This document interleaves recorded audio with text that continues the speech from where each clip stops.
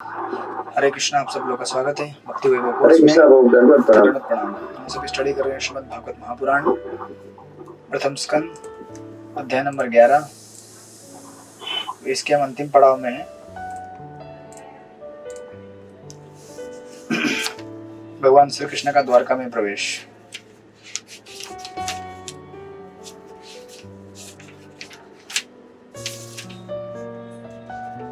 I think हम लोग 34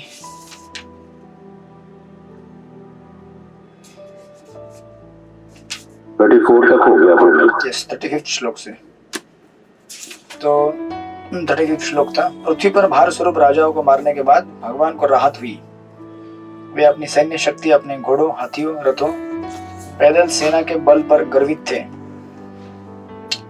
युद्ध में भगवान किसी दल में सम्मिलित नहीं हुए। उन्होंने बलशाली प्रशासकों में शत्रुता उत्पन्न की और वे आपस में लड़ गए। वे उस वायु के समान थे जो बांसों में घर्षण उत्पन्न करके आग लगा देती है।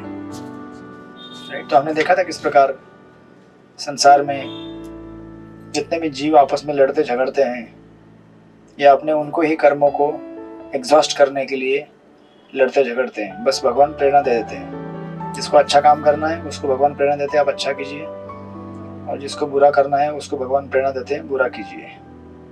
ये यथा माम प्रपद्यन्ते तां तथैव भजाम्यहम्। देन आफ्टर दैट 35वें श्लोक में पढ़िए, चित्रलेखा सखी माता जी पढ़िए 35 नंबर का श्लोक।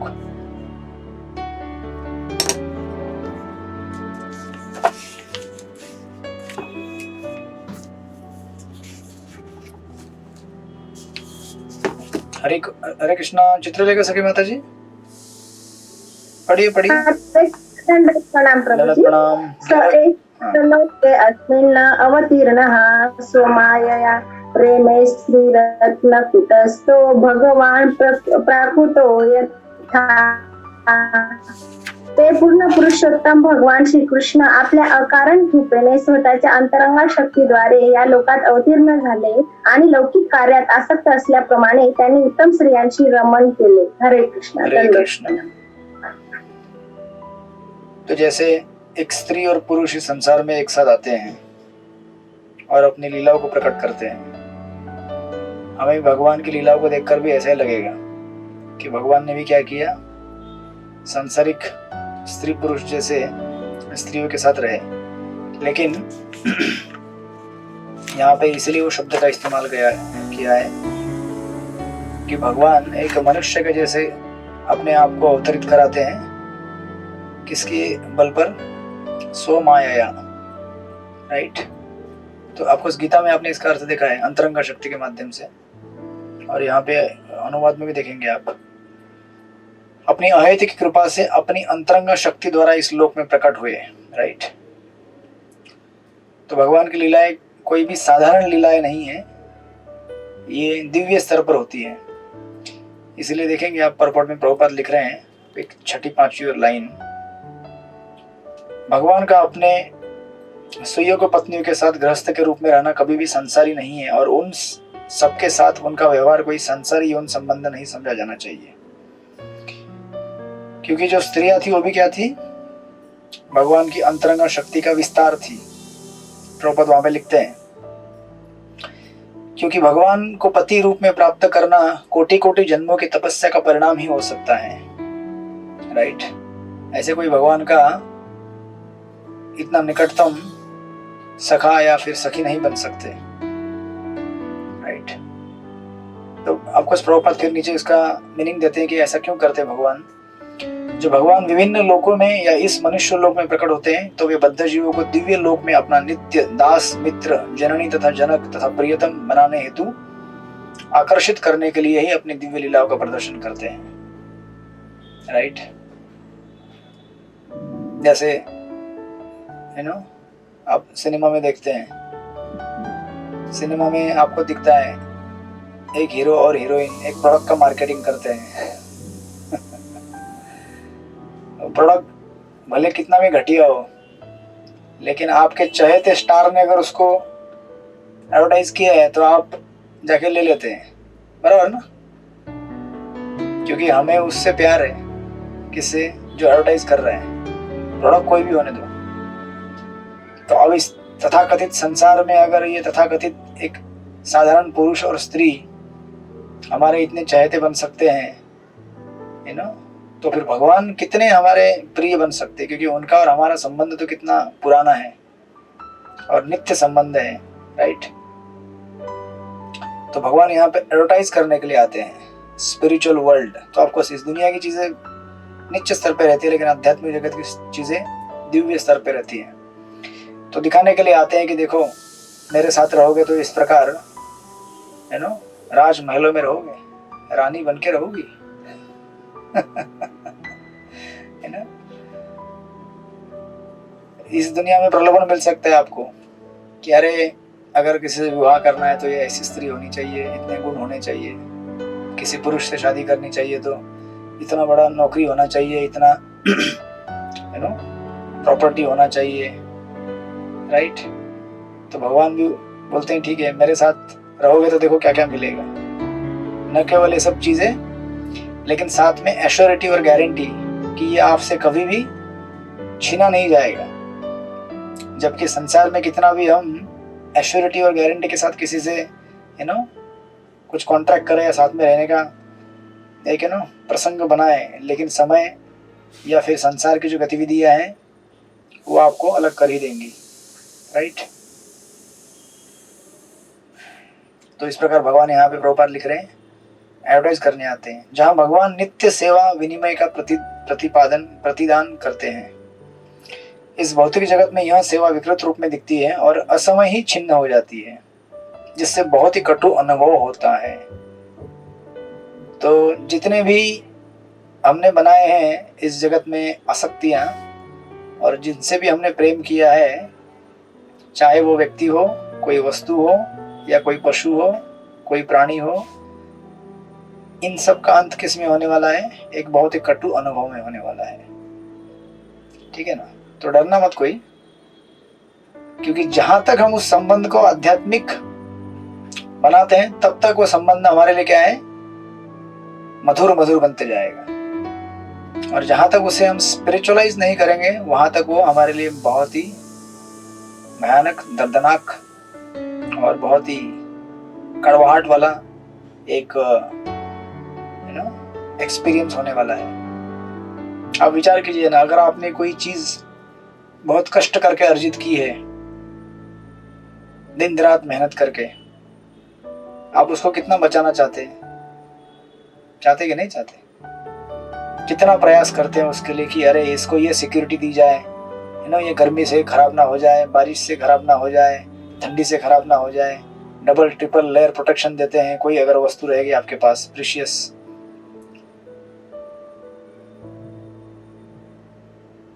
लेकिन उसमें अनसर्टेनिटी हमेशा बनी रहती है ना, कि कभी भी कुछ भी हो सकता है, राइट। तो उस डर के साथ हम अपना जीवन जीते हैं, ये भूल कर कि भैया वो दिन एक ना एक दिन आने वाला है। अनसर्टेनिटी है, लेकिन वो अनसर्टेनिटी सर्टेनिटी में बदलने वाली है कुछ समय के बाद। जैसे जैसे हमारा समय बीतता जा रहा है वैसे वैसे जो अनसर्टेन चीजें हैं वो सर्टेन होने जाने वाली है। जैसे हम अभी सोचते हैं कि ठीक है अभी भी हम जवान हैं, पैसा कमा रहे हैं, घूम फिर रहे हैं, मजा कर रहे हैं, हमें लगता है कि हम ऐसे एंजॉय करते रहेंगे। और बीच में हो सकता है कुछ बीमारी आ जाए, धीरे धीरे बुढ़ापा आएगा। धीरे धीरे नहीं, बहुत तेजी से आ रहा है, तेज गति से हम जा रहे हैं मृत्यु के मुंह में। अब माया का यही सबसे बड़ा मैजिक तो है ना, इसलिए उसको कहते हैं इम्परसेप्टिबल। इम्परसेप्टिबल मतलब आप परसीव नहीं कर सकते कि आप मर रहे हैं, लेकिन साथ में आपको लगेगा मैं कुछ नहीं हो रहा है मेरे को, राइट। आपका एज बढ़ते जा रहा है सेकंड बाय सेकंड, लेकिन आपको लगेगा कि मैं अभी भी जवान हूं। तो अभी हमें वो ढूंढना है कि ये तत्व क्या है जो मुझे हमेशा फीलिंग देता है कि मैं अभी भी जवान हूं, अभी भी मैं खुश रह सकता हूं। वो तत्व है हमारा आत्म तत्व, क्योंकि आत्मा अविनाशी है, कभी मरता नहीं है, आत्मा सदैव खुश रहता है, सच्चित आनंद। वो आत्मा के अनुभव की वजह से ये शरीर उसके ऊपर भले कितना भी आघात करे, लेकिन वो हमेशा सोचते रहते हैं कि मैं जवान रहूंगा, मैं जिंदा रहूंगा, मैं खुश रहूंगा, मैं मजा करूंगा। तो टू द एक्सटेंट हम अपने आप को सेपरेट करेंगे शरीर से, to that extent we can be happy. जिस मात्रा में हम दूध और पानी रहता है ना, इसलिए वैष्णव को सारग्राही कहा जाता है। They are like swan. Swan मतलब राजहंस। वो क्या करता है, पानी में से दूध को अलग करके दूध पी जाता है, पानी फेंक देता है। उसी प्रकार अब हम आए हैं इस भौतिक संसार में, कोई बात नहीं, तो इस संसार में से आप क्या उठा लीजिए, इसका सार उठाइए। संसार का सार है भगवत प्रीति निर्माण करना, best use of the bad bargain. तब जाके आप खुश रह सकते हैं और ये जो कटु अनुभव यहाँ पे जो आने वाला है अंत में, उसको बदल सकते हैं। राइट। तो अभी हम में से बहुत सारे लोगों को ये समझ में नहीं आएगा, मुझे भी नहीं आएगा, मैं कह रहा हूं, लेकिन हमें ये इवेंचुअली सीखना है और उसके लिए तैयारी करनी है। इसलिए प्रभुपाद आगे लिखते हैं, मोहग्रस्त जीव प्रकृति के द्वारा बद्ध होकर अज्ञान के कारण समझ नहीं पाता कि हमारे यहाँ के सारे सांसारिक संबंध क्षणिक है और उन्माद से भरे हैं। उन्माद यानी कि इसका अर्थ क्या हुआ? उन्माद से भरे हैं, इसका अर्थ क्या हुआ? क्षणिक है तो समझ में आया। सृष्टिपति उन्माद अर्थात एक प्रकार का पागलपन। हाँ पागलपन से भरे हुए। क्यों? क्योंकि जो सत्य नहीं है उसको सत्य मान ले आप, तो उसको पागलपन ही कहेंगे ना। जब पागल खाने में कोई व्यक्ति बोलेगा कि मैं डॉक्टर हूं, मैं प्राइम मिनिस्टर हूं, तो उसे पागल ही कहा जाता है ना। उसी प्रकार इस संसार में कोई व्यक्ति कहेगा, है ना, आई एम वेरी हैप्पी, तो वो पागल है। या फिर कोई कहेगा आई एम वेरी डिस्ट्रेस्ड, वो भी पागल है। ना तुम सुखी हो ना दुखी हो, तुम आध्यात्मिक व्यक्ति हो और हमेशा तुम सनातन काल के लिए आध्यात्मिक आनंद में रहते हो। लेकिन हमने अपने आइडेंटिटीज को खो दिया है। जैसे प्रभुपाद कोई व्यक्ति डिसाइपल लेके आए थे, बुक एक ऑथर ने लिखा था, I am okay you are okay, book का नाम था।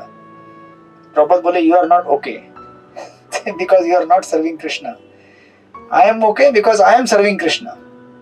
मैं स्वस्थ हूं क्योंकि मैं भगवान की सेवा कर रहा हूं, because that is my constitutional position. And because you are not serving Krishna, you are not okay, you are absolutely imperfect. इसलिए प्रभुपाद लिखते हैं यहाँ पे, ऐसे संबंध हमें निरंतर सुखी नहीं रख सकते, किंतु यदि यह संबंध, देखिए पुनः उसको रिस्पिरिचुअलाइज करने का फॉर्मूला प्रभुपाद पुनः। इसलिए देखिए हमारी फिलोसॉफी ये नहीं कि हमको रिजेक्ट करना है, हमें कोई भी चीज को त्याग नहीं देना है, हमें हर किसी चीज को भगवान की सेवा में लगाना है। राइट। रिजेक्शन फिलोसॉफी मायावादी लोगों की है। ब्रह्म सत्य जगत मिथ्या, कुछ भी मिथ्या नहीं है। जब भगवान से उत्पन्न किया गया है तो सब सत्य ही है ना। ये शरीर भी सत्य है एक तरह से देखा जाए तो, क्योंकि बॉडी है ये, लेकिन सत्य तब तक है जब तक इसको आप भगवान की सेवा में इस्तेमाल करेंगे। असत्य तब तक है जब तक आप इसको अपनी इंद्रिय तृप्ति में लगाएंगे। यस। तो किंतु यदि यही संबंध भगवान के साथ स्थापित किया जाए तो हम इस भौतिक शरीर के त्यागने पर वैकुंठ चले जाते हैं और उनके साथ इच्छित शाश्वत संबंध स्थापित कर सकते हैं। अतः जिन स्त्रियों के बीच में पति रूप में रह रहे थे, वे इस भौतिक जगत की स्त्रियां न होकर दिव्य पत्नियां थी। वे भक्तिमय सेवा की पूर्णता द्वारा दिव्य पद प्राप्त कर चुकी थी। राइट। फिर प्रभुपाद आगे एक जगह एक सुंदर 2-4 लाइन लिख रहे हैं, जैसे उसको पढ़ रहा हूँ, लंबा परपोट है। प्रभुपाद लिखते हैं कि गुरुत्वाकर्षण का नियम, हाँ यस, तो बता रहे हैं कि कुछ लोग आजकल क्या करते हैं, प्लेन रॉकेट लगा के ऊपर जाने का प्रयास करते हैं आकाश में। जैसे रावण ने भी प्रयास किया था, बोला कि भाई किसी को बिल भरने की जरूरत नहीं है, मैं फ्री में लेके जाऊंगा उसको प्लेन में बिठाकर है ना, स्वर्ग में, क्योंकि मैं ऐसी सीढ़ी बना रहा हूँ। तो बेचारा सफल नहीं हुआ बनाने में, उसके अनुयायी भी असफल रहे। लेकिन अभी भी उनके कुछ पार्षद लोग हैं बचे कुचे, वो प्रयास करने की कोशिश करते हैं। छोटे छोटे रावण, छोटे छोटे हिरण्यकशिपु, और उसकी जो क्वालिटीज है हमारे अंदर भी है। हम भी प्रयास करते हैं, बिना प्रयास करके भक्ति में खुश कैसे रहे, ये सेमिनार चलाते रहते हैं हम लोग। बिना कष्ट करके चैंटिंग कैसे अच्छा हो जाए, ऐसा कैसे संभव है भैया? बिना मेहनत किए भक्ति में भी हम सुखी नहीं रह सकते। इन द सेंस कि सुखी रहना ये गोल नहीं है भक्ति का, सेवा करना हमारा गोल है, लक्ष्य है। लेकिन सेवा करने के लिए भी मेहनत करना पड़ता है ना, वो तो बाय प्रोडक्ट है हैप्पीनेस। तो यहाँ पे प्रभुपाद लिखते हैं कि ऐसे कुछ लोग कोशिश कर रहे हैं ऊपर जाने का, लेकिन गुरुत्वाकर्षण का नियम उसके लिए कैदी की जंजीरों के समान बांधने वाला है, उसको नीचे खींच के लेके आता है। कितना भी उड़ने का प्रयास करें हम, संसार में कितना भी ऊपर उठने का प्रयास करें, हमको नीचे खींचने के लिए लोग खड़े रहते हैं। आप ऊपर नहीं जा सकते। क्यों नहीं जा सकते? बोला ना नहीं जा सकते। ज्यादा क्वेश्चन किया तो जमीन के नीचे गाड़ देंगे। नीचे उतरो, नीचे उतरो। संसार ऐसा बना हुआ है, वह अन्य विधियों से कहीं भी पहुंच सकता है, लेकिन चाहे वह सर्वोच्च लोक तो क्यों ना पहुंच जाए, किंतु उसे शाश्वत सुख नहीं मिल सकता, यानी कि नीचे आना ही पड़ेगा उसको। Right, ultimately he will glide down. जिसकी खोज वह जन्मांतर करता रहता है, किंतु जब वह होश संभालता है प्रभुपाद कितना प्रेम से संभाल रहे हैं ना, समझा रहे हैं हमको।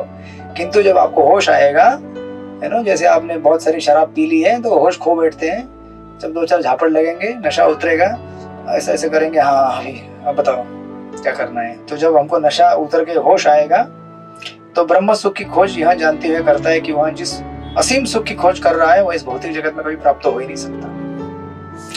लाइक उसके लिए हमें कहाँ जाना पड़ेगा? आध्यात्मिक जगत में जाना पड़ेगा। Like that. तो इस प्रकार इस परपोर्ट में पूरा प्रभुपाद क्लैरिफाई करते हैं कि उनकी जो पत्नियां थी कोई साधारण व्यक्ति नहीं थी, वो दिव्य आत्माएं थी। एंड देन और क्लैरिफाई करा रहे हैं उसको कि भगवान का दिव्य स्थिति कैसे है। श्लोक नंबर 36 निर्मल मधुमती माता जी पढ़िए, 36 नंबर।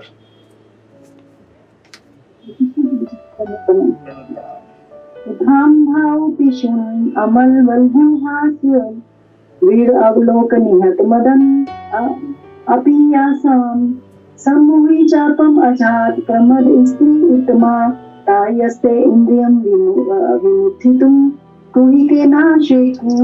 यद्यपि रानियों की मृदु मुस्काने तथा बाकी चितवने अत्यंत विमल तथा उत्तेजित थी, जिससे साक्षात कामदेव भी मोहित होकर अपना धनुष त्यागने के लिए बाध्य हो सकते थे। यहाँ तक कि अत्यंत सहिष्णु शिवजी जी भी उनके शिकार हो सकते थे, तो भी वे अपने समस्त हाव भाव तथा आकर्षण से भगवान की इंद्रियों को विचलित नहीं कर सकी। हरे कृष्ण। हरे कृष्ण। जब दो अपोजिट सेक्स साथ में आते हैं, you know, two opposite sex, two genders, तो संसार ऐसा बना हुआ है कि वो अट्रैक्ट करने का कोशिश करते हैं। अब यहाँ पे अगर आप देखेंगे कि भगवान श्री कृष्ण और जो रानियां थी द्वारका की,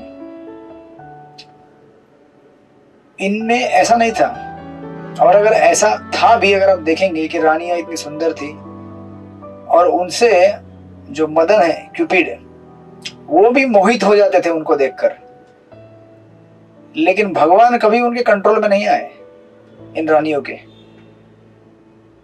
राइट, जैसे इस संसार में मुचुकुंद महाराज, मुचुकुंद महाराज कौन कहता है? मुचुकुंद महाराज कहते हैं दशम स्कंद में। मुचुकुंद महाराज कहते हैं कि इस संसार में बड़े बड़े विजेता, बड़े बड़े योद्धा इस संसार को जीत लेते हैं, लेकिन यही राजा जब अपने महल में आते हैं रानियों के, तो उनके चरणों में झुक जाते हैं, उनसे इंद्रिय तृप्ति की भीख मांगते हैं। ऐसा एकदम भयंकर श्लोक है, हम लोग उस स्तर पे नहीं है। लेकिन चूंकि आप भागवत के स्टूडेंट है, इसलिए मैंने बताया थोड़ा सा, है ना। कुछ कुछ भागवत के एकदम ऐसे श्लोक है कि पढ़ के, है ना, आपके रोम खड़े हो जाएंगे कि जीवन की सत्यता कितनी कटु है, कि ऐसे महान महान विश्व विजेता जो विश्व को काबिज कर लेते हैं, लेकिन वो बेचारे, हम भी उनमें सब हैं, कि जब हमारे सामने कोई इंद्रिय वस्तु की, है ना, अपने इंद्रियों को तुष्ट करने वाली चीज आ जाए तो हम उसके सामने झुक जाते हैं, नतमस्तक हो जाते हैं। तो फिर हमने किसको काबिज किया? किसी को काबिज नहीं किया अब तक। हम अपने आप को काबिज नहीं कर सके तो संसार को काबिज करने का क्या है? राइट। तो भगवान की स्थिति ऐसी नहीं थी जैसे यहाँ पे लिख रहे हैं कि इतनी सुंदर रानियां थी कि जिनसे कामदेव भी विचलित हो सकते थे, लेकिन वो भगवान को बिल्कुल भी अफेक्ट नहीं कर सकी, यू नो, भगवान को बिल्कुल भी विचलित नहीं कर सकी। तो ये इतना सब बता के क्या बताने की कोशिश कर रहे हैं यहाँ पे सुत गोस्वामी? ये बताने की कोशिश कर रहे हैं कि जिसके संबंध में लिखा गया है शास्त्र, जिसके संबंध में बताया गया है, ये कोई साधारण व्यक्ति नहीं है। He is the supreme personality. वो सुप्रीम हर मामले में है। जिस प्रकार 6 ऑपुलेंस है भगवान के, उसमें से एक ऑपुलेंस है रिनंसिएशन, वैराग्य। वैराग्य भी एक बहुत बड़ा ऑपुलेंस है, राइट। प्रभुपाद परपड़ में लिखते हैं, एक बीचों बीच लिख रहे हैं कि कामदेव का एकमात्र कार्य है संसारी काम वासना को उद्दीपित करना। सारा ब्रह्मांड कामदेव के बाण से विचलित होकर गति कर रहा है। विश्व के सारे कार्यकलाप स्त्री तथा पुरुष के केंद्रीय आकर्षण के कारण गतिशील है। प्रभुपाद एक जगह पे कहते हैं, कई जगह पे, कि फैमिली इम्पेटस इज द, किसी का कोट है, प्रभुपाद कोट करते हैं, family impetus is the reason for economic development.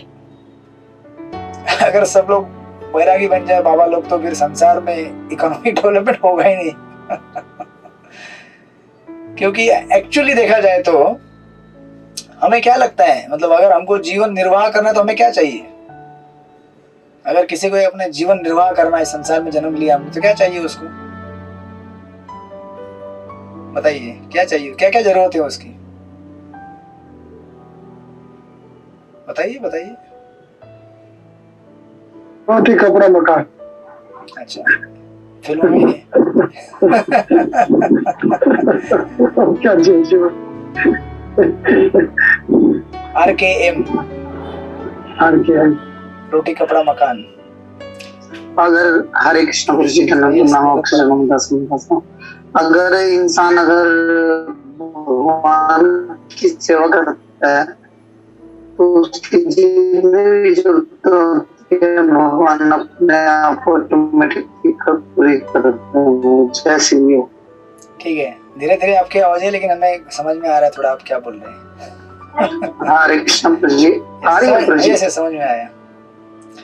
मैं ये कह रहा हूँ, अगर इंसान भगवान की सेवा करता है तो उस भगवान ने जो उसकी जरूरत है, जैसी भी है, चाहे वो रोटी की हो, कपड़े की हो, मकान की हो या परिवार की हो, अपने आप तुष्ट कर देता है। ब्रह्मचारी कोई बन जाता है तो उसको भी भगवान अपने आप आश्रय दे देता है। जो गृहस्थ है उसको भी आश्रय दे देते हैं। जिस चीज की जरूरत होती है, प्रैक्टिकल होता है सभी के लिए, ये नहीं है कि नहीं होता। हमारे मेरे लिए बहुत बार प्रैक्टिकल हो चुका है कि अपने आप जरूरत पूरी कर देते हैं, हमें जरूरत नहीं होती कुछ भी करने की। हरे कृष्ण। करेक्ट। तो एक्चुअली आजकल हमने ये सब बना के रखा है संसार।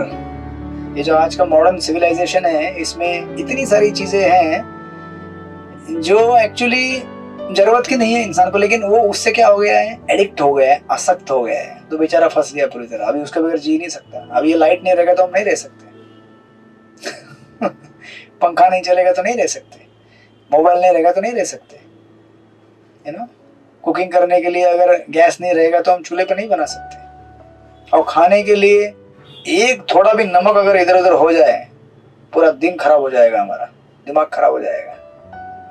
थोड़ा मिर्ची ज्यादा हो गया, बस 4 दिन तक। प्रभु जी, चूल्हे का खाना खाए हैं आप? हाँ, खाए हैं। हम तो चूल्हे पे बनाते थे घर में, गाँव में।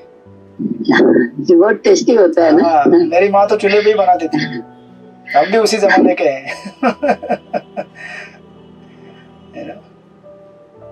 तो कौन सा गाना है, हम भी अगर बच्चे होते।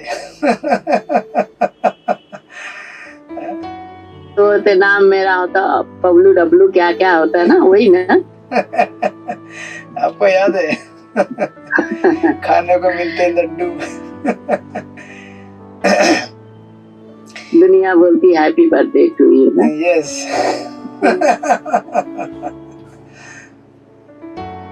तो एक्चुअली अगर आप देखेंगे, सुखदेव गोस्वामी आपको द्वितीय स्कंद में बताएंगे, जब आप सेकंड कैंटो में पहुंच जाएंगे, सुखदेव गोस्वामी बोलेंगे कि भैया अगर पीने के लिए पानी चाहिए तो क्या नदियों में पानी सूख गया है क्या? अगर खाने के लिए कुछ चीज चाहिए तो पेड़ों में फल लगना बंद हो गए क्या? या फिर बाकी गृहस्थों ने कुछ खाना पीना यहाँ वहां छोड़ना बंद कर दिया क्या? सोने के लिए जगह चाहिए तो क्या गुफाएं नहीं है क्या? और अगर तकिया चाहिए तो हाथ नहीं है क्या? हाथ का तकिया बना लो। पहनने के लिए कपड़े चाहिए तो क्या आजकल कोई कपड़े फेंकता नहीं है क्या यहाँ वहां पे? पहले गृहस्थ लोग ऐसा किया करते थे। या फिर पेड़ के जो भी है उसके स्किन या फिर पत्ते लगाकर लोग चलते थे। तो फिर भी भगवान ने संसार को इस तरह से बनाया है कि आपको सब चीजें मिलेंगी। ऐसा नहीं कि हम लोग आदि मानव के जैसे रहते हैं। आदि मानव तो कोई कंसेप्ट है नहीं, लेकिन लोगों ने बनाया है आप देखेंगे द्वारका में आज से 5000 साल पहले भी सिविलाइजेशन अब से एडवांस सिविलाइजेशन था, लोग रहते थे और जितना जरूरत का चीज था अपना इस्तेमाल करके बाकी समय अपना भगवत भजन में लगाते थे। लेकिन अभी हमने अपनी सभ्यता को इस प्रकार बना दिया है कि हम कुछ चीजें अगर हमको नहीं मिली तो हम पागल हो जाएंगे, है ना? ये इसलिए क्योंकि हम उससे अभी एडिक्ट हो गए हैं, अननेसेसरी हमने नेसेसिटी लाइफ की बना ली है। अब उसमें इस तरह जाल में फंस गए हैं कि अभी इससे बाहर निकलना कठिन है। इसलिए चैतन्य महाप्रभु ने, श्रील प्रभुपाद ने हमें कलिकाल में यही उपाय दिया है कि अभी जिस झंझट में फंसे हो वहीं फंसे रहो, कोई बात नहीं, जो जैसा है वहां से निकलने का प्रयास करने का एक ही रास्ता है, हरे नाम हरे नाम हरे नाम एव केवलम, हरे कृष्णा कृष्ण कृष्ण हरे हरे, हरे राम राम राम हरे हरे। राइट? तो अभी जैसे भी हैं, जहां भी हैं, महामंत्र जप कीजिए और समझ लीजिए कि भाई फंस गया हूं मैं। अब यहाँ से निकलना है तो केवल एक ही पासवर्ड है और वो है 16 अक्षरों वाला महामंत्र, दूसरा कोई पासवर्ड है ही नहीं। हाँ, लेकिन कभी कभी ऐसा होता है कि अगर हमने वैष्णव अपराध कर दिए तो पासवर्ड क्या था वो भूल जाते हैं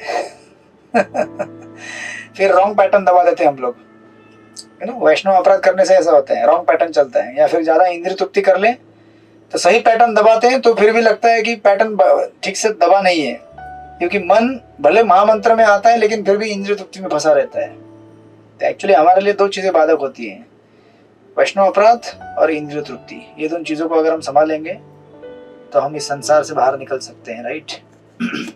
अदरवाइज कोई रास्ता है नहीं। तो अभी यहाँ पे इनका उदाहरण देकर, है ना, प्रभुपाद कह रहे हैं या तो मैं कह रहा था आपको कि यस, कि economic development is because of family affection.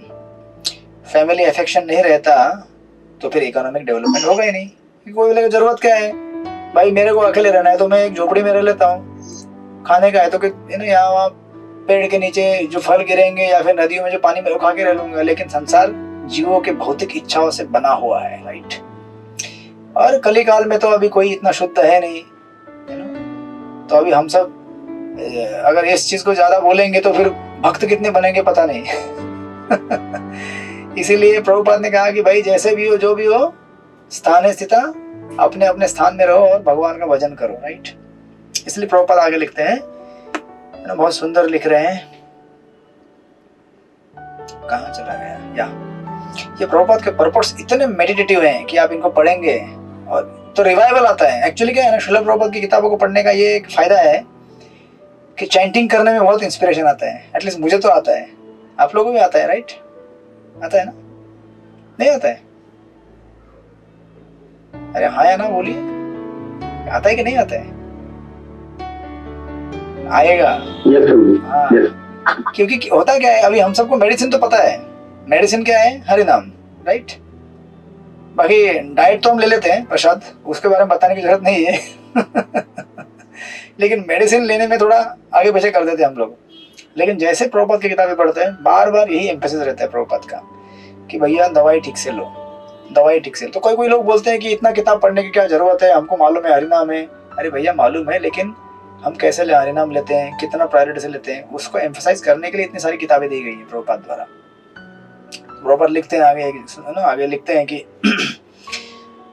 पुरुष अपनी रुचि एक सहचरी में खोजता है और स्त्री उपयुक्त पुरुष की तलाश में रहती है। भौतिक उत्तेजना की यही शैली है और जो ही पुरुष संयोग स्त्री से हो जाता है तो ही वन संबंध के द्वारा जीव दृढ़ भौतिक बंधन में बन जाता है। परिणाम यह होता है कि घर, मातृभूमि, संतान, समाज, मैत्री एवं संपत्ति संग्रह के प्रति नर नारी का आकर्षण उसके सम्रांत कार्यक्षेत्र बन जाते हैं और इस तरह नाशवान संसार के प्रति मिथ्या किंतु अनथक आकर्षण प्रकट हो जाता है।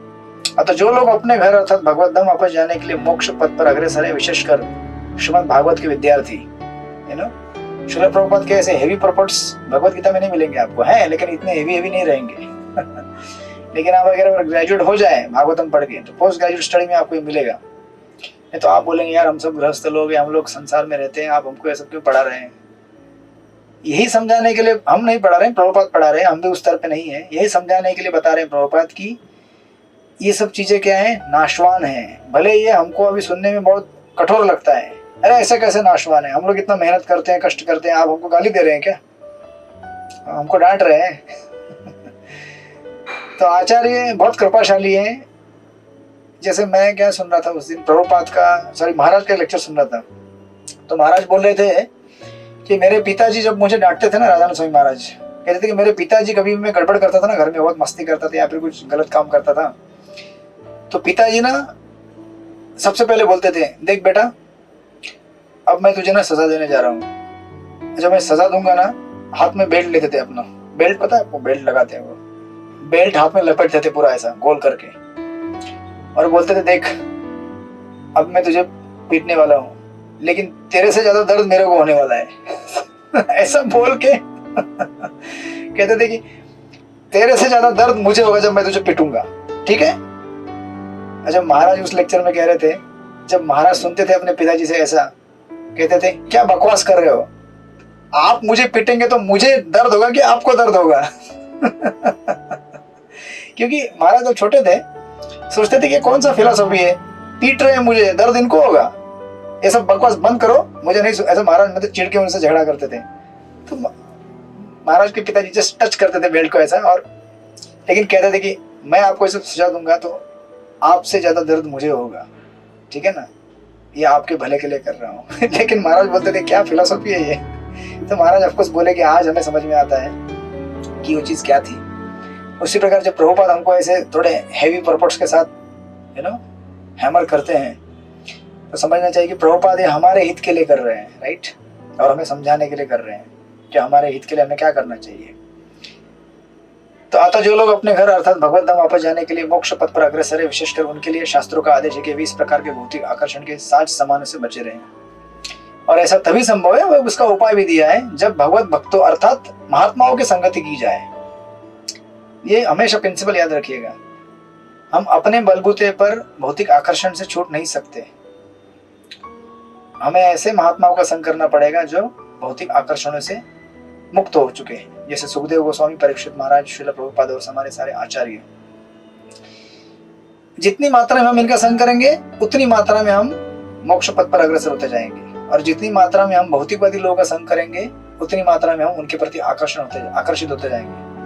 देखिए ना, कली काल में इसलिए भक्ति करना कठिन क्यों हो जाता है लोगों के लिए, क्योंकि हम लोग असत्संग से इतना घिरे हुए हैं, सबसे बड़ा असत्संग तो मोबाइल ही हमारी जेब में रहता है। जब उसका हमारा दिमाग खराब हो जाता है तो वो बोलता है मैं हूं ना आपके लिए, कहाँ टेंशन ले रहे हो, मुझे जरा देख लो, है ना, मेरे साथ घूम लो। तो आजकल अगर किसी व्यक्ति को गलत काम करना है तो भी उसे कहीं और जाने की जरूरत नहीं पड़ती है। माया इतने करीब आके बैठ गई है हमारी कि she is very very close, मतलब हार्ट के बाजू में ऐसे कि मैं हूं ना तुम्हारे साथ, यहीं पे हूं, मैं कहीं नहीं गई हूँ। भले आपने सोच लिया कि हरे कृष्णा बन गए, लेकिन मैं कहीं नहीं गई हूँ, मैं आपके साथ ही हूँ। इसीलिए हमें इतना जबरदस्त कड़क संग चाहिए भक्तों का, अदरवाइज माया से बचना असंभव है। तो आप लोग एंट्री करते होंगे उस एक्सेल शीट में एक्सेल शीट में एंट्री करना मतलब अपने आईना खोल देना। हाँ प्रभु जी, मेरा नाम नहीं आ रहा था इसलिए मैं छोड़ दी, तो ट्राई कर रही थी, नहीं हुआ। अभी भी नहीं आ रहा है नहीं हो रहा था, आएगा तो मैंने छोड़ दी। अरे ऐसे कैसे छोड़ दिया, यही तो माया का खेल है माता जी माया बोलेगी अरे क्या एंट्री करते हो एक्सेल शीट में, कोई जमाना है क्या एक्सेल शीट में एंट्री करने का? आजकल लोग ऐप चलाते हैं, ये चलाते हैं, क्या कौन से। नहीं प्रभु जी, कंप्यूटर में रहता ना तो हो जाता है, इसमें नहीं समझ में आ रहा चलेगा, नहीं हो। आपको सिखा देंगे। सृष्टिपति प्रभु इनको जरा दिखा दीजिएगा एक बार। सृष्टिपति प्रभु हमारे आईटी डिपार्टमेंट के हेड है यहाँ पे हमारे भक्ति शास्त्री में दूसरी माता जी है, श्रद्धा माता जी करके, वो भी सबको कर देंगे, उनको भी फोन करेंगे तो भी कर देंगे, टेंशन मत लीजिए आप। नहीं, मैं एक्सेल में काम करती थी आप इसमें, लेकिन इसमें नहीं हो रहा है। हो जाएगा, टेंशन मत लीजिए, कर देंगे। जब आप एंट्री करते हैं एक्सेल में तो आपको एक बार सोचना पड़ता है, भैया आज कितने लोगों को गाली दिया, कैसा जपा किया, कितना सोशल मीडिया यूज किया, कितना प्रजल्प किया। प्रभु जी, हम कोई भी लेक्चर यदि सुनते हैं तो वो एंट्री करने का, किसी का भी लेक्चर, मतलब जैसे मोबाइल में। लेकिन श्रील प्रभुपाद गुरुदेव इनका 10-10 मिनट सुनने का प्रयास कीजिए, कंपल्सरी कीजिए, गुरुदेव का और श्रील प्रभुपाद का, और श्रील प्रभुपाद की किताबें 10 मिनट एटलीस्ट, क्योंकि ये हमारे फाउंडेशनल शिक्षा गुरु है, राइट। उसके बाद फिर हमारे गुरु महाराज तो हमारे जीवन है, ये प्राण धन है हमारे, वो लेकिन वो भी आपको ये सूचना देते हैं कि आप प्रभुपाद की किताबों का आश्रय लीजिए, राइट। तो इस प्रकार हम जब यहाँ से निकलने का प्रयास करेंगे, प्रभुपाद लिखे हैं, जब भगवत भक्तों अर्थात महात्माओं की संगति की जाए तब हमें संभव है, राइट। और प्रभुपाद का एक एक लाइन मतलब मेडिटेट करते बैठेंगे तो घंटों जाएंगे आपके। देखिए प्रभुपाद कैसे लिखते हैं, कामदेव जीवों पर अपना बाण चलाकर उन्हें विपरीत लिंग के पीछे पागल बनाते, चाहे वह सुंदर हो या ना हो। इस संसार में आज तक कोई भी ऐसा व्यक्ति नहीं जिसने कभी बोला है कि मेरी पत्नी सुंदर नहीं है। बोलता है मेरी पत्नी सुंदर है, चाहे वो सुंदर हो या ना हो। प्रभुपाद कहा करते थे, क्यों? अब आप अपने अपने जीवन में झांक के देखने की कोशिश मत कीजिए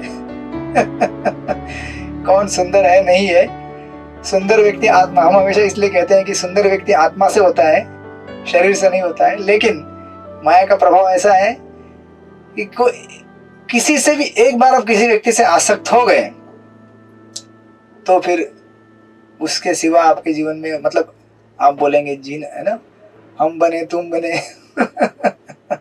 एक दूसरे के लिए आपके अलावा कोई है नहीं संसार में। भले कितना भी, जैसे इंद्र बने थे ना सुअर, ब्रह्मा जी आए उनको उठाने के लिए, बोले भाई उठो स्वर्ग में चलो तुम्हारा टाइम पूरा हो गया। इंद्र बोले क्या, मेरी पत्नी वहां है, मेरे बच्चे वहां है, उनको कौन खिलाएगा पिलाएगा, उनकी सेवा कौन करेगा? ब्रह्मा जी बोले भैया तुम इंद्र हो, पूरे विश्व के राजा हो, इनको तो आराम से खिला पिलाओगे, छोड़ो। बोले नहीं नहीं नहीं, छोड़ नहीं सकता, क्योंकि माया इसे कहते हैं आसक्ति, जबरदस्त, कड़क। उससे छूटने का एक ही उपाय है और वो कड़क संग भक्तों का, और उस संग में फिर हरि नाम लिया जाता है। हरे कृष्णा कृष्ण कृष्ण हरे हरे, हरे राम राम राम हरे हरे। तो इस प्रकार इस संसार को मोहित करने वाले जितने भी चीजें हैं वो भगवान को मोहित नहीं कर पाए, राइट। इसलिए जस्ट फास्ट फॉरवर्ड, प्रभुपाद आगे लिखते हैं, भगवान कृष्ण की रानियों की सुंदरता तथा उनका आकर्षण ऐसा था, फिर भी वे भगवान की दिव्य इंद्र को विचलित नहीं कर पाई। इसका कारण यह है कि भगवान पूर्ण आत्माराम है, अर्थात स्वयं संतुष्ट है। उन्हें आत्मसंतुष्टि के लिए किसी बाह्य सहायता की आवश्यकता नहीं पड़ती, राइट। इस प्रकार भगवान का जो स्थिति है क्या है, दिव्य स्तर पे बना रहता है। एंड देन 37 बरसाना किशोरी माता जी पढ़िए श्लोक नंबर 37। हरे कृष्णा, दंडवत प्रणाम प्रभु। तमय मन्यते लोको यसंगपि संगिनम आत्मोपश्मेन मनुज व्यापृतमान यतो बुधा। सामान्य मायाबद्ध जीव तर्क बुद्धीने असे समजतात की भगवानही आपल्यातीलच एक आहेत. आपल्या अज्ञानाने ते असे समजतात की भगवान आपल्या विषयांनी प्रभावित होतात. वास्तविकपणे भगवंत सर्वथा अनासक्त आहेत. हरे कृष्ण, धन्यवाद। यस, हमें ये जानना जरूरी है कि भगवान दिव्य स्तर पे रहते हैं, भौतिक पदार्थ से अनासक्त रहते हैं। ये जानना इसीलिए जरूरी है क्योंकि जब तक हम भगवान को सुप्रीम पर्सनैलिटी और कंट्रोलर इस सृष्टि का नहीं मानेंगे समझेंगे, तब तक हम उनका आश्रय लेंगे नहीं। अब हम भी अगर उनको एक सामान्य व्यक्ति की तरह समझेंगे तो उनका आश्रय कैसे ले पाएंगे हम। इसीलिए लीला के साथ साथ तत्व सुनना बहुत जरूरी है। प्रभुपाद ने ऐसे ही इतने 18 ग्रंथ नहीं लिखे भागवत के, हो सकता तो एक ही ग्रंथ में पूरा कर सकते थे। गीता प्रेस की भागवत आती है, एक बुक में पूरी हो जाती है श्लोकों के साथ। लेकिन प्रभुपाद ने इतने इलाबोरेट परपोर्ट्स क्यों लिखे, ये समझाने के लिए। आप लोग सब मेरे साथ हैं कि ज्यादा हेवी ओवरडोज हो गया आज? हाँ है। अच्छा, ज्यादा हो गया? हाँ जी प्रभु जी, नहीं प्रभु जी, अच्छा लग रहा है। जी प्रभु, टेंशन मत लीजिए, जहाँ है आप वहीं रहिए। आपको घर द्वार छोड़ने के लिए नहीं बोल रहे हम लोग। आपके घर में आपकी पत्नी है, बच्चे सब अपने हैं, लेकिन इतना याद रखिएगा वो अपने और अच्छे बनेंगे जब हम उनको भगवान से जोड़ देंगे और अच्छी तरह से, और हम भी जुड़ जाएंगे और अच्छे बन जाएंगे और अपने बन जाएंगे। ठीक है, चिंता मत कीजिए, ठीक है, वहीं पे रहना है हमको। तो भगवान के इसलिए जैसे किसी का अगर हम एक्शन देखते हैं without considering the persons position, जैसे कोई अगर समझो कोई व्यक्ति ऐसा है जिसने कभी देखा नहीं डॉक्टर को सर्जरी करते हुए, और अचानक देख ले अरे ये व्यक्ति काट रहा है, पेट काट रहा है किसी का, बोलेगा अरे क्या कर रहे हैं, चाकू से काट रहा है, मार रहा है उसको, क्योंकि उसको मालूम नहीं है कि ये डॉक्टर है और सर्जरी करके उसको ठीक कर रहा है। उसी प्रकार जब तक हम भगवान कृष्ण की लीला बिना उनके पोजीशन के देखने का प्रयास करते, जैसे भगवान ने रासलीला किया, गोवर्धन उठाया, सब कुछ किया भगवान ने, उनकी केवल लीलाओं को देखते हैं तो हम बोलते हैं अच्छा ये कर सकते हैं, मैं भी कर सकता हूँ। तो आपको लोग इसमें से इतने होशियार हैं कि वो उनकी गोवर्धन लीला को इमिटेट करने का प्रयास नहीं करेंगे, लेकिन रासलीला को इमिटेट करने का प्रयास करते हैं। तो ये उनका प्रॉब्लम है। लेकिन जब तक हम भगवान को शास्त्रोक्त पद्धति से उनकी स्थिति नहीं जानेंगे, सुप्रीम पर्सन की, तब तक हम उनका आश्रय नहीं ले पाएंगे, क्योंकि हम आश्रय उसी का लेते हैं जिसको हम पावरफुल मानते हैं हमसे ज्यादा। इसलिए यहाँ पे है ना उनकी दिव्य स्थिति का बताने का प्रयास किया जा रहा है। आपको प्रभुपाद क्लियर करते हैं, भगवान अपनी इच्छा अनुसार कुछ भी करने के लिए पूर्ण रूप से स्वतंत्र हैं, किंतु उनके सारे कार्य शाश्वत ज्ञान तथा आनंद से परिपूर्ण है। राइट। मानसिक तर्कवादी उन्हें, मैं बीच बीच के एक लाइन पढ़ रहा हूँ, मानसिक तर्कवादी उन्हें परम पुरुष के रूप में नहीं सही समझ नहीं पाते और वे अव्यक्त ब्रह्म के निराकार पक्ष में ही सब कुछ मान लेते हैं। ऐसे व्यक्तियों को यह विश्वास कभी नहीं दिलाया जा सकता कि भगवान प्रकृति के गुणों से किसी तरह प्रभावित नहीं होते। वह यह नहीं जान पाता कि सूर्य सदैव दूषित पदार्थ से अप्रभावित रहता है। And then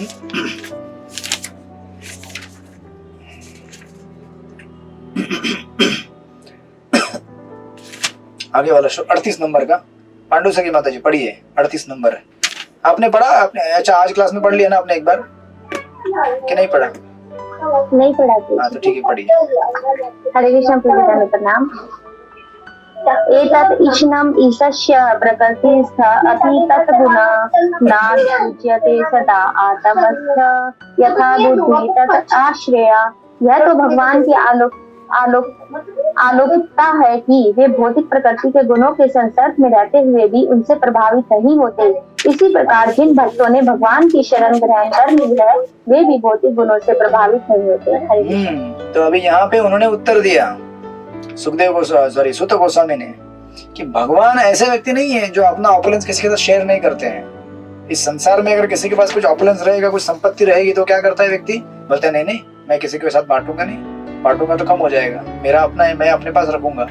लेकिन भगवान वैसे नहीं है। भगवान क्या करते हैं, उनके पास जो सच्चिद आनंद क्वालिटीज हैं है ना, उन क्वालिटीज को, क्योंकि जीवात्मा उनके पार्षद है ना, अंश है, उनके साथ शेयर करते हैं। और अगर हम उनकी शरण लेंगे तो हम भी क्या हो सकते हैं, उनकी तरह क्वांटिटी में नहीं बन सकते, क्वालिटी में बन सकते हैं। राइट। वो भी सुप्रीमली नहीं, लेकिन जिस मात्रा में जो हमारे गुण हैं स्पिरिचुअली। इसलिए प्रभुपाद पर्पट में लिख रहे हैं एक जगह पे,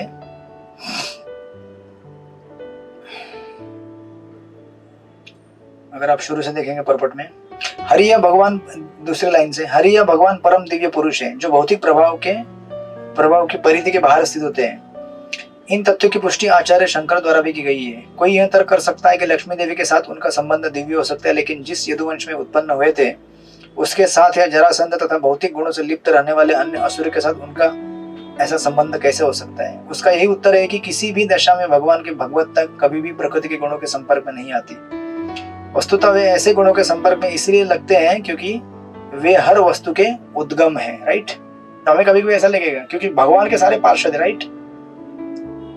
फिर आगे प्रभुपाद लिखते हैं,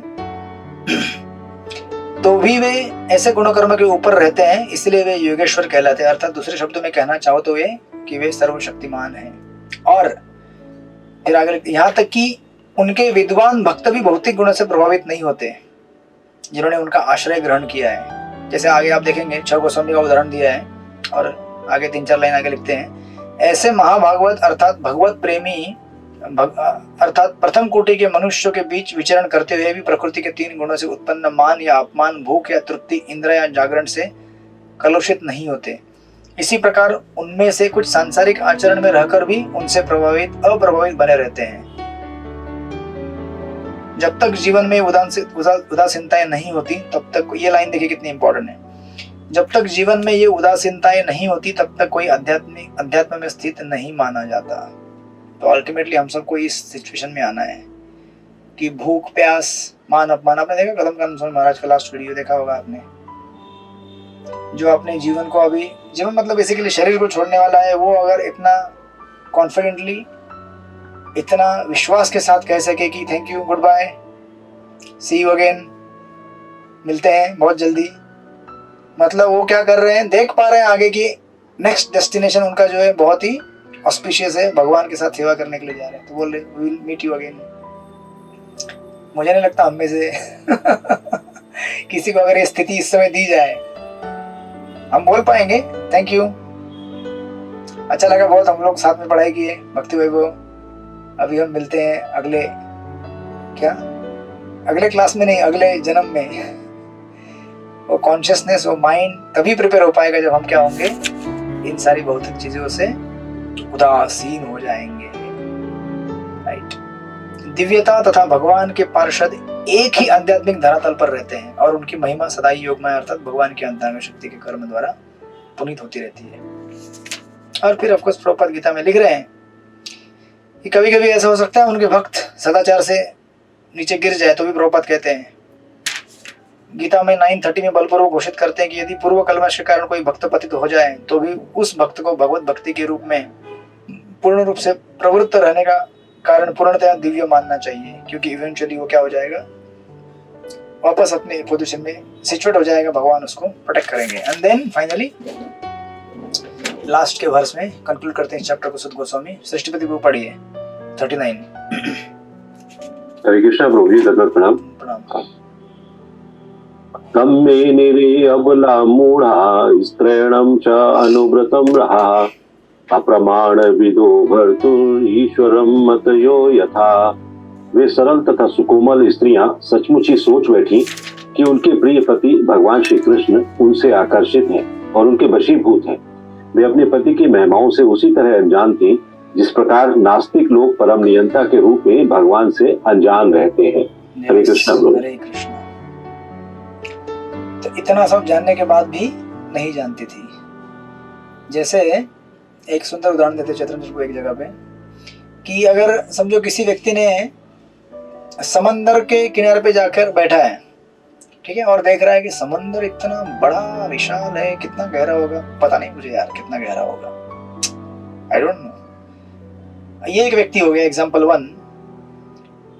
और दूसरा व्यक्ति ऐसा है जिसने समंदर में गोता लगाया है और समंदर की असीम गहराई तक जाके नीचे वापस आया है, बोलता है समंदर बहुत गहरा है, मैं भी नहीं समझ पाएगा कितना गहरा है। आपको समझ में आया कुछ? ये दो व्यक्ति हैं जिसने एक्सपीरियंस करने का प्रयास किया है समंदर को, वो बोलता है कि मुझे भी समंदर समझ में नहीं आया कितना गहरा है, और जिसने एक्सपीरियंस करने का प्रयास नहीं किया है, जो किनारे पे बैठा, वो भी बोलता है पता नहीं यार कितना गहरा है ये।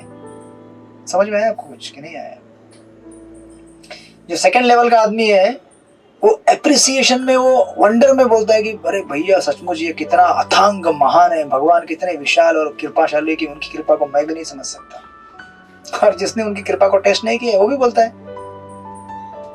क्या है, हमको समझ में नहीं आ रहा है क्या है ये हरे कृष्णा वाले लोग 2-2 घंटा बैठ के झोली माला उठा के जप करते रहते हैं, ये किसका नाम जपते हैं, कैसे संभव है? एवरीडे सेम मंत्रा 2 घंटा 3 घंटा, कुछ लोग तो 5-5, 6-6, 7-7, 8-8 घंटा भी जपते रहते हैं, कैसे संभव है? तो कई बार लोग पूछते कि ये क्या चीज है? तो ऐसे लोगों को हमेशा एक ही उत्तर दिया जाता है कि इस प्रश्न का उत्तर आपको किसी ने सुनाने से समझ में नहीं आएगा, आपको टेस्ट करना पड़ेगा। जैसे अगर आपने रसगुल्ला दिखा दिया, बोले रसगुल्ला बहुत मीठा है, आप बोलेंगे क्या मीठा है? पहले खाने को तो दो। जब खाएंगे टेस्ट करेंगे तो समझ में आएगा ना, खाली बोलने से समझ में नहीं आता है। इसी प्रकार आध्यात्मिक चीज ऐसी है कि उसको हम लोग लेक्चर में अभी समझने का प्रयास कर रहे हैं, एक्सपीरियंस भी कर रहे हैं कृष्ण को, लेकिन the more we try to practice, जो हम सुनते हैं समझते हैं, ये भी अभ्यास ही है और ये भी प्रैक्टिस है, ये भी भक्ति है, इस प्रकार भागवत को पढ़ना, डिस्कस करना, राइट। लेकिन फिर हम जो अभी सुने यहाँ पे उसको अपने लाइफ में फॉलो करना, प्रैक्टिस करना और डेप्थ में भगवान का नाम जप करना, शरण लेना, सेवा करना, उससे और एक्सपीरियंस कर पाएंगे। अदरवाइज ये हमारे लिए मिस्ट्री रहेगा जिंदगी भर। जैसे एक जगह पे महाराज का लेक्चर में सुन रहा था, महाराज प्रभुपाद का सुन रहा था, आपने डॉक्टर फ्रॉक का फिलोसफी सुना है हमेशा। एक मेंढक आता है जिसने अटलांटिक ओशन का टूर करके आया था, एक मेंढक जो बावड़ी में बैठा हुआ है, तो बावड़ी में जो मेंढक बैठा है उसके पास आया हुआ अटलांटिक ओशन वाला मेंढक, बोला आपको पता है मैं अटलांटिक ओशन जाके आया है। तो बावड़ी वाला मेंढक बोला कितना बड़ा हो सकता है तुम्हारा अटलांटिक ओशन, इतना बड़ा है? वो बोला नहीं बाबा बहुत बड़ा है। बोले इतना बड़ा है? बोला नहीं रे और बड़ा है। बोला कितना बड़ा है, गुस्से में आकर। ये बावड़ी से बड़ा तो नहीं हो सकता ना, क्योंकि बेचारे ने बावड़ी से जाकर तो देखा ही नहीं ना कुछ। तो वो बोलता है माइथोलॉजी है सब। तो बाहर के लोग भी यही बोलते हैं, ये सब माइथोलॉजी है। क्यों माइथोलॉजी है? क्योंकि आपने कभी अनुभव किया ही नहीं, अनुभव करने का प्रयास किया ही नहीं है ना। और ऐसे लोगों का खोपड़ी फूट जाता है जब फूल जाते हैं। वो कितना बड़ा है, इतना बड़ा, इतना बड़ा, ब्लास्ट। उनका जो जीबी है, टीवी है, जो भी है मेमोरी कैपेसिटी, वो क्रैक हो जाता है। तो उसके आगे समझ में नहीं आता क्या है ये चीज। क्योंकि you have to experience the Krishna, you have to taste the Krishna, otherwise आप नहीं समझ पाएंगे, राइट। तो ऐसे इसलिए यहाँ पे इस परपट में लिखते हैं प्रभुपाद लास्ट में, लास्ट की 3 लाइनों में लिखा है, भगवान को केवल भगवान की कृपा से ही जाना जा सकता है, राइट, अन्य किसी साधना से नहीं। क्योंकि अपनी पत्नियों के साथ भगवान के सारे आचरण शुद्ध दिव्य प्रेम तथा भक्ति पर आधारित हैं, अतः सारी पत्नियां किसी भौतिक कल्मश रहित दिव्य पद पर आसीन हैं, राइट। इस प्रकार भगवान द्वारका से निकले, हस्तिनापुर से निकले। देखिए भागवत इतना महान ग्रंथ है, भगवान के हस्तिनापुर से निकलने का जो प्रयास है उसमें एक चैप्टर कवर कर दिया। जो भगवान द्वारका में एंट्री कर गए तो और एक चैप्टर कवर हो गया। मतलब भगवान की जो गुण और लीला है अनंत सागर की तरह है। कितना आप उनके बारे में चर्चा करेंगे, कितना सुनेंगे, खत्म नहीं होगा, वो खत्म नहीं होगा। आप बोलेंगे फर्स्ट कैंटो का पूरा करेंगे। राइट, पूरा होगा। तो इस प्रकार ये सुंदर 12वां अध्याय है। तो इसके बाद जब हम प्रयास करेंगे अगले क्लास में, तब सुखदेव गोस्वामी शौनकादि ऋषि याद दिलाएंगे परीक्षित सुत गोस्वामी को, भैया हमने आपसे पूछा था परीक्षित महाराज के जन्म और कर्म के बारे में, वो प्रश्न कहाँ चला गया?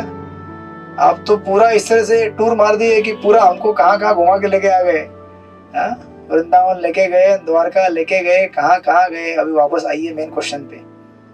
तो उनको तृप्ति तो हो गई है, आनंद आया है, हस्तिनापुर और ये सब सारी कथाएं सुनकर, लेकिन बोले अभी हमको परीक्षित के बारे में जानना है। तो अगले अध्याय से 12वें अध्याय से परीक्षित महाराज के जन्म कार्य और उनका किस प्रकार से जीवन का अंतिम समय आता है, और फिर धृतराष्ट्र की व्यथा और उनकी कथा, और इस प्रकार भगवान कृष्ण का भगवत धाम के लिए चले जाना, पांडवों का उनके साथ निकल जाना, और परीक्षित महाराज का उपोषण के लिए बैठ जाना गंगा के किनारे पे, ये सब कथाएं आएंगी। तुम देखेंगे अगले क्लास से। हरे कृष्ण। श्रील प्रभुपाद की जय, श्रीमद् भागवत महापुराण की जय। प्रभु जी एक क्वेश्चन था। यस बोलिए। प्रभु जी आज की क्लास में मेंशन करनी होगी क्या? क्या मेंशन? जो एक्सेल में माता जी पूछते हैं। अच्छा, कि हमने 1 घंटा भागवत कथा क्लास सुनी, भागवत तो पढ़ा ना। अच्छा हाँ, कीजिए ना, कीजिए। यस डेफिनेटली करना चाहिए। भागवत तो पढ़ा माता जी। नर्सिंग प्रवृत्ति में क्या मेंशन कर, मतलब क्या चीज आती है, नर्सिंग कवच वगैरह? हाँ, उसमें ना अब मतलब करते हैं अलग अलग लोग। मैं मुझे ना इसका अहोबिलम के जो छात्रवत नरसिंह भगवान है उनका मैं मंत्र जाप करता हूँ, क्योंकि मुझे बताया गया था कि आपको ये पर्टिकुलर डीटी का करना जरूरी है, क्योंकि उनकी दशा है आपको करके केतु का। तो मैं उनका जाप करता हूँ। तो इन जनरल आपको कुछ पता नहीं रहेगा तो आप नरसिंह आरती कर सकते हैं, या फिर उग्रम वीरम महाविष्णु, क्योंकि नरसिंह भगवान हमारे चेतना को प्रोटेक्ट करते हैं और फिर महामंत्र जप करने में हेल्प करते हैं, है ना, इसीलिए। तो एक चीज और थी, जो मेरा जपा तो खैर सबसे पुअरेस्ट है, जो भी एक्सेल शीट में सभी मेंशन कर रहे हैं। मैं एक लाइक नहीं कि मैंने एक बार गलती से गुड लिख दिया था, बस उसके लिए क्षमा मांगती हूँ। नहीं मुझे मैं इतनी इस लायक नहीं हूँ। मेरा हमेशा मैंने लिखा था वो गुड़, मैंने लिखा था गुड़, तो ये करती हैं गुड़, और इन्होंने कैसे क्या है। क्योंकि काशीनाथ प्रभु आप तो हमेशा अपना सारा शीट में पोर करके लिखे। आप लिखे मैं गरीब हूँ, सबसे अमीर तो आप ही है। तो अभी आपका प्रभाव उनके ऊपर भी है, और पांडव से की माता जी अपना बराबर लिख रही है, जो होता है जैसे लिखती है वो। मैंने वो लिखा तो मैं बड़ा रिग्रेट फील कर रही थी, बस मैंने कैसे लिख दिया, बस इसके लिए क्षमा। बस मेरा सबसे प्योर है, मुझे मालूम है। अरे मेरा तो बहुत ज्यादा। आप ऐसा बोलेंगे तो मुझे तो पर मतलब पोर के नीचे लिखना पड़ेगा, पोर माइनस माइनस माइनस में लिखना पड़ेगा। नहीं प्रभु जी, मैं मतलब सिंसियरिटी के साथ बोल रही हूँ प्रभु जी, मेरा ऐसा ही होता है। बस ये कि मैं लगी हुई हूँ किसी वजह से, आप सबकी कृपा से, और कुछ नहीं है। अच्छा नहीं, आप देखिए वहाँ पे क्या है ना, आपको देखिए गुड बैड बेस्ट वो कैसा है, वो हमारे भक्ति भाव के हिसाब से नहीं है, लेकिन हमारा ध्यान लगा के नहीं जब करने में उसके हिसाब से। वो भक्ति भाव तो आपका रिकॉर्ड है भगवान के पास है, आप जानते हैं भगवान, लेकिन एटलीस्ट हमने जपा करते समय सुनते हुए किया कि नहीं किया, राइट? तो आप लिखिए। मुझे सुनने बट लगता है कि वो शायद मतलब कैपेबिलिटी या वो इस लायक नहीं है कि मैं अपने आप को खुद एक इवैल्यूएट करूं कि भाई ये गुड हुआ है या जो हुआ है। वो खुद कोशिश करती हूँ। मुझे इतना हुआ तो मुझे आपने जो ये कहा है कि इसमें मेंशन करना है, तो मतलब आई एम डेली ट्राइंग के 10 मिनट में प्रभु पाद जी का भी सुनूं। उससे पहले नहीं सुनती थी, गुरु महाराज जी का भी सुनूं, और जपा में भी ध्यान आ जाता है, नहीं मुझे मेंशन करना है, थोड़ा और ध्यान से जितना भी मैं करती हूँ, 4 राउंड करती हूँ इकट्ठे या 8 राउंड करती हूँ, लेकिन कोशिश रहती है। बस मैं मेंशन करना तो मुझे लगता है कि नहीं, मुझे नहीं करना चाहिए कि मैं गुड कर रही हूँ, बस उसके लिए मैंने कहा नहीं कीजिए। गुड मतलब वो आपका रिकॉर्ड है, आपका पर्सनल डाटा है, आप जानते हैं कि आज मैंने ठीक से सुना कि नहीं सुना, ठीक है ना? यस। अरे नहीं तो इसकी वैसे फिर भी मुझे इसकी मार्किंग है कि कितना किस लेवल तक गुड मानते हैं आप। मैं आपसे वैसे ही पूछ रही हूँ। देखिए हम जब हरे कृष्णा जब करते हैं, हरे कृष्णा कृष्णा कृष्णा हरे हरे, हरे राम राम राम हरे हरे, तो आपने महामंत्र अगर सुन लिया, इस महामंत्र सुनने के बीच में अगर कोई आपको ज्यादा इधर उधर के विचार नहीं आए, तो आपने अगर 8 माला ठीक से सुनते हुए किया जब, तो लिख दीजिए एवरेज, क्योंकि 8 तो सुने नहीं हमने, 4 सुनी तो लिख दीजिए पुअर, और 16 के 16 आपने सुन के की तो लिख दीजिए गुड वहां पे, कि आज मैंने सुन के, तो इससे पता चलता है कि हमारा मतलब आज मैंने सुना कि नहीं सुना महामंत्र, राइट? तो मुझे वहां लिखना पड़ेगा ऊपर, जपा रेटिंग की जगह पे जपा सुना कि नहीं सुना। तो दूसरी चीज मुझे थोड़ा बहुत तो माइंड डाइवर्ट थोड़ा बहुत तो आएगा मतलब, यस, कॉन्टिन्यूअस नहीं ऐसा रहता। यही हमारा प्रयास है कि उसको फाइट करके हमें सुनना है, फाइट करके नहीं, मुझे सुनना है और मेरा रेटिंग बढ़ाना है, मुझे सुनना है। Right, yes, thank you.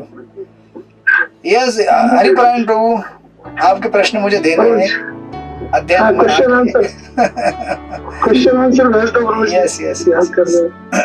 और काशीनाथ प्रभु बोलिए। बहुत बहुत धन्यवाद प्रभु जी, क्योंकि पहले मैं क्या कहते हैं करता नहीं था बिल्कुल भी, ना हीरिंग करता था ना रीडिंग, बट इस टाइम टेबल के कारण ना मेरे को इस चीज का फर्क आया कि मैं रीडिंग और हीरिंग करने का प्रयास करता हूँ। यस, काफी फर्क है प्रभु। एक्चुअली ये मतलब मेरा खुद का नहीं है, it's inspired by so many devotees और राधा गोपीनाथ, और मैंने भी देखा है कि ये रहता है तो हमें एटलीस्ट अकाउंटेबिलिटी रहती है कि भाई आज मुझे सुनना है, मैंने सुना नहीं है 10 मिनट। और इसको और स्पाइसिंग बनाने के लिए हम क्या करते हैं ना कि काशीनाथ प्रभु का रिपोर्ट, समरी रिपोर्ट पांडव सखी माता जी बनाएंगी। हाँ बिल्कुल और आपका रिपोर्ट काशीनाथ प्रभु बनाएंगे। नहीं पर जी मैं किसी का नहीं बना सकता, मेरा खुद का अपने मन पे तो नियंत्रण नहीं थी। अभी इनको समझाने के लिए भीष्मदेव को बुलाना पड़ेगा लगता है। ठीक है, अभी फिलहाल तो सबका मैं ही बना रहा हूँ रिपोर्ट, और मेरा एक ग्रुप बनाते हैं, लेकिन मैं इवेंचुअली ये स्टार्ट करना चाहता हूँ कि रिपोर्ट एक दूसरे को जरा शफलिंग करके बनाया जाए। जो आपके मित्र हैं तो आपके मित्र पूछ सकते हैं ना, प्रभु आपने हफ्ते में सुना कि नहीं सुना ठीक से लेक्चर वगैरह, क्या चल रहा है सब। अभी मैं डायरेक्टली नहीं पूछ सकता क्योंकि आप बोलेंगे यार आप अपना सेवा में उधर रहिए, हम अपने करेंगे। ठीक है, लगे रहिए, एक्सेल शीट में एंट्री करते रहिए, इससे डेफिनेटली फायदा होगा आपको, और यू नो इच्छा प्रबल बनी रहेगी कि हमें भगवत भक्ति करनी है, भगवत धाम जाना है। ठीक है, हरे कृष्णा। वांछा कल्पतरुभ्यश्च कृपा सिंधुभ्यः च पतितानां पावनेभ्यो वैष्णवेभ्यो अनंत कोटि वैष्णव वृंद की जय। श्रील प्रभुपाद की जय। हरे कृष्णा। हरे कृष्ण। प्रणाम। हरे कृष्ण। हरे कृष्ण प्रभु जी, धन्यवाद।